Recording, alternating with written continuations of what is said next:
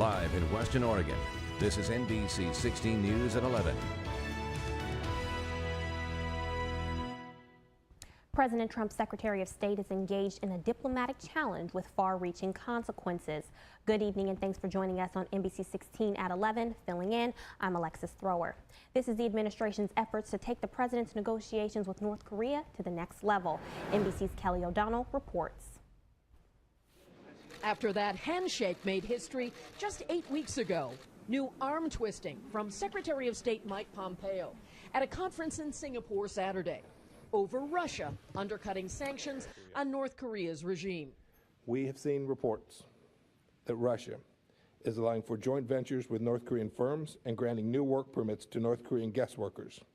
Those actions are a kind of economic help for North Korea, specifically banned by the international community. Any violation that detracts from the world's goal of finally fully denuclearizing North Korea would be something that America would take very seriously. Despite new reason for mistrust, Pompeo reached out to his North Korean counterpart with a smile. His warning was delivered, but so was a letter from President Trump to Kim Jong-un, handed over by an American ambassador to North Korea's foreign minister. The president is focused, at least publicly, on an improved relationship. What I did with North Korea was great. I got along great with Chairman Kim. And positive steps like North Korea returning some remains of fallen Americans 65 years after fighting there. But the U.S. is also tracking worrisome evidence that North Korea is still working on its nuclear weapons and ballistic missile programs. Activities Pompeo declined to talk about in an open Senate hearing. Is North Korea continuing to pursue submarine-launched ballistic missiles? I can't answer that for you here in this. You cannot answer that? No, Senator. After Secretary Pompeo left Singapore, North Korea's foreign minister complained publicly about the U.S. insistent that sanctions in place until there's real proof of denuclearization. But North Korea says it wants to be rewarded with sanction relief for any positive steps. President Trump's escalating trade war is having an impact all over the United States. Take, for example, Spartanburg, South Carolina, home to a BMW plant that is the #1 car exporter in the country. BMW came to the area in 1992 in part to avoid tariffs, but now everything could be changing. Martin Savage has more.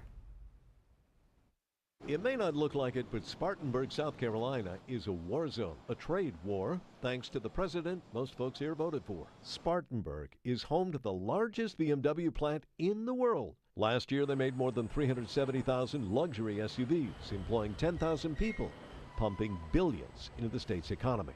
Is it safe to say how well BMW does is how well Spartanburg County does?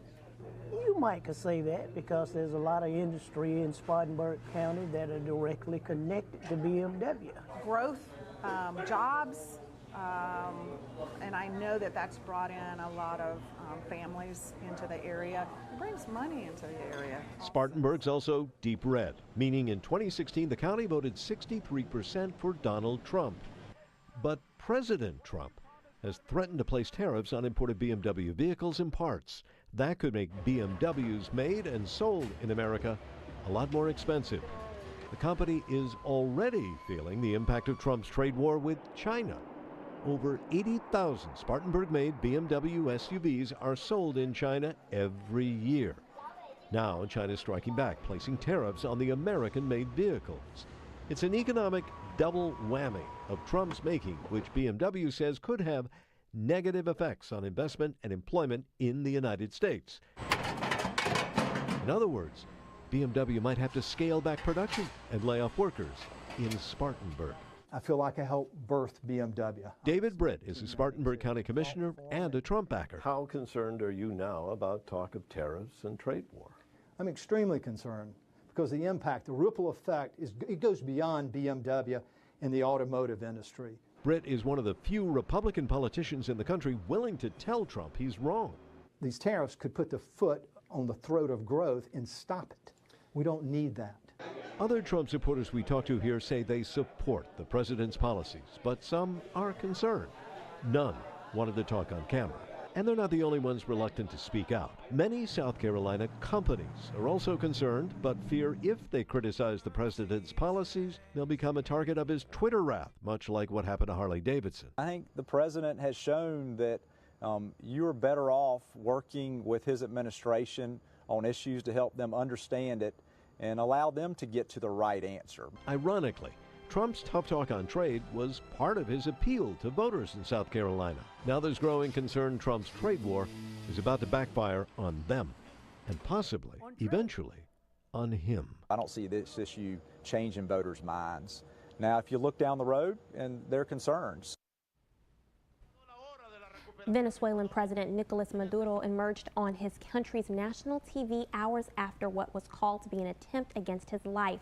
On Saturday, Maduro was at an event to commemorate the 81st anniversary of the Bolivarian National Guard when a device exploded right in front of him. Maduro was evacuated from the stage in Caracas after what authorities concluded was an attempted terrorist attack against the president. The president spoke to the nation just several hours after the 5:40 p.m. incident, stating, "I'm alive and victorious." Maduro said the investigation into the incident started immediately and that some of those involved in the attack had been captured and charged, although he did not specify the charges against them. More help is on the way to the fire lines in southern Oregon as crews scramble to control a big fire in Josephine County. More than 125 members of the Oregon National Guard hit the road this morning from Salem. They're on their way to the Taylor Creek fire west of Merlin, which has blown up to more than 36,000 acres. It's the second group of Oregon Guard personnel to make a trip to help fire crews in southern Oregon. Earlier, 147 Guard members were dispatched to the Garner Complex fire, also in Josephine County. On to your first look at weather. We will have Ellen Minnie with more, but you are also taking a beautiful look outside with our Skycam 16. Ellen, what do you have for us?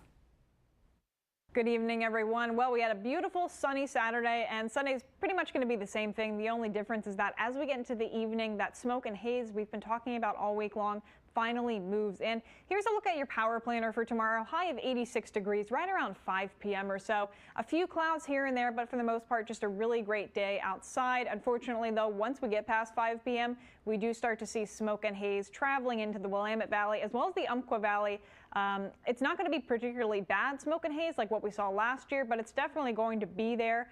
And it's going to continue to be there throughout the week. Taking a look at our 7-day forecast, you can see Monday through Friday, those clouds that I have right there, that's a representation of the smoke and haze that's coming on in. We also see a heat wave as well. So yeah, Eugene, Springfield, we're going to get up to like 97 degrees on Thursday. So it's a full work week of heat, but thankfully it does start to cool off again as we get into Saturday, so we don't have to deal with that smoke, haze, and heat forever. I'll tell you more about what you can expect in my full forecast coming up soon. Thank you, Ellen. Now, police in riot gear fired rubber bullets and used flashbangs to control protest groups facing off in Portland, Oregon. Hundreds of people from opposing political groups, including Patriot Prayer and Antifa, shouted, chanted, and held signs. Portland police said some protesters threw projectiles, including rocks and bottles. Officers also seized some weapons. One alt-right protester said they were wearing gear to protect themselves.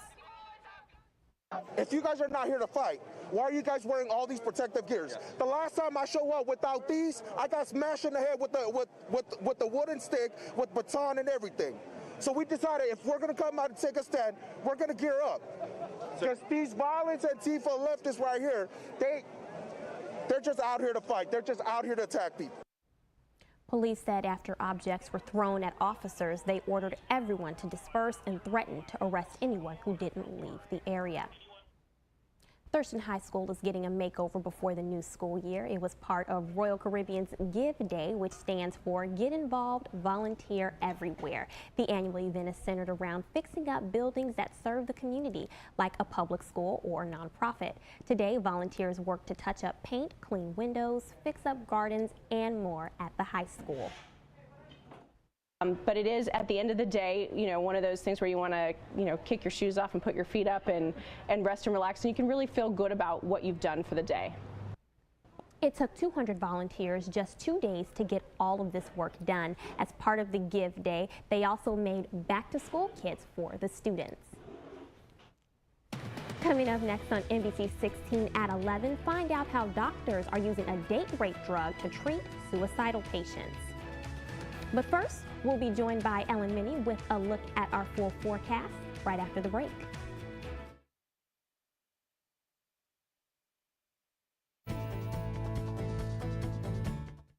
Good evening, everyone. Well, it was an awesome Saturday, lots of sunshine, and Sunday's going to be pretty much the same. The only difference is that, unfortunately, we're definitely going to see some haze and some smoke starting to roll into both the Willamette Valley and the Umpqua Valley as we get into next week. We're also going to see a heat wave next week. It's slowly warming up on Sunday, but you'll definitely see it as we get into the next work week. And again, smoke is on the way starting pretty much Sunday evening. Now, Saturday's highs 86 in Eugene, 88 in Roseburg, and mid-60s on the coast, so definitely warmer inland than we anticipated. But this is just the beginning of the heat wave, as I mentioned before. Now, taking a look at our satellite and radar from earlier on Saturday, not a lot of rain activity in our area. We're not really expecting that either tomorrow or for the week, or the rest of the week for that matter. Our power planner for Sunday, we can expect temperatures in the mid-80s, I'd say, hitting right around 5 p.m.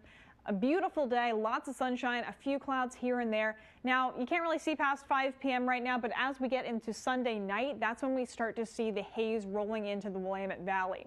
Central Coast weather for Sunday, high of about, I'd say 64 degrees. Morning fog and then turning to a partly cloudy day. Winds are relatively light on the Central Coast, and that's similar for the South Coast as well. I know we had a bit of a windy day today, yesterday as well, but it's very calm skies and calm winds on the South Coast. High of about 70 degrees in North Bend. Your 7-day forecast for the Oregon coast, temperatures are going to be in the mid-60s pretty much all week long. A few clouds here and there, but definitely if you're looking to escape the haze and smoke I mentioned before, the coast is going to be the place to do it. It looks like a really gorgeous week on the coast. In the Umpqua Valley, it is heating up tomorrow. 91 degrees is our high for Sunday in Roseburg. Besides that, a few clouds here and there, but lots of sunshine, calm winds. Maybe not necessarily a good thing because it's so hot. You think you'd like some wind to kind of stir it up a little bit, but we're not getting any. Now, 7-day forecast for the Umpqua Valley. You can absolutely see the heat wave here. As you can see, by the time we get into next week, 99 degrees on Wednesday. Ouch. Monday through Wednesday, those aren't clouds. That's a representation of the haze and the smoke we're going to see in the Umpqua Valley. So that's going to hang around for a few days. Thankfully, it looks like it's going to kind of burn off as we get into the rest of the week. This heat wave in Roseburg looks like it's going to continue till about Saturday. That's when it looks like temperatures start tapering off. In the Willamette Pass area, clouds are definitely rolling in, high of 73 degrees. As we get through the day, we're going to see a little bit of haze there as well, unfortunately. Central Oregon, similar situation, 83 in Bend, sunshine and then haze. And finally, the Willamette Valley for Sunday.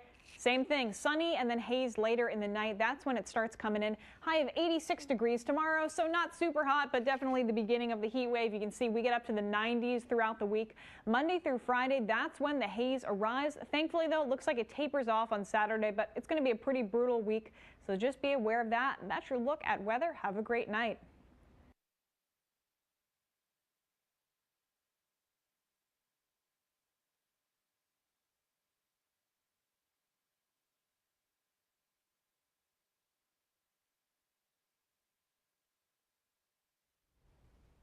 Welcome back.